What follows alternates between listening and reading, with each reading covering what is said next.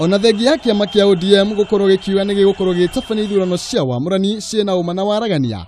Thabarĩ ĩrĩa ĩrakorirwo ĩkĩambĩrĩria mũthenya wa ira, rĩu kaunti ya Busia nĩ cemanĩtie na ũrũrũ wa mateta ma ũici wa kura.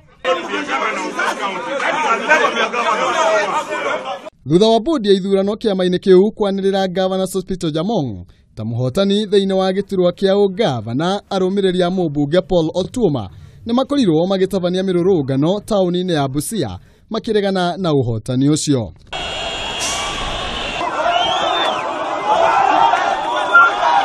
Mwena-inĩ wake mũmbunge Paul Otuoma augĩte Jamong arakorirwo agĩkĩra andũ ake nĩguo gũtongoria gĩthurano kĩu nĩguo makorwo makĩiya kura. Hii ni maajabu ya Musa kwamba party nomination hata zimeshinda national election. Yeah, so anybody I can see the obvious. So na ndio mimi sitaki kuchukua hiyo vitu ati ni kama hii vitu imetangazwa hapa. Mimi nitagoja waamuzi wa NEB na hata sio mimi mwenyewe kuchukua jukumu. Mimi nitawauliza ile matokeo ilitangazwa pale, mnakubaliana nayo? Wakisema wako sawa nayo, basi jukumu litabaki kwa watu wa Busia wenyewe kusema kama wanakubaliana nayo ama hapana.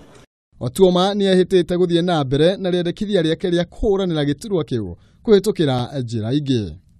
Provisional for the simple reason that under ODM election rules. Kũringana na bodi ya ithurano ya ODM, Sospita arakorirwo akĩgwatĩra kura 92,358 makinya manini tu mbere ya mũmbunge Paul Otuoma ũrĩa ũregwatĩire kura 63,752.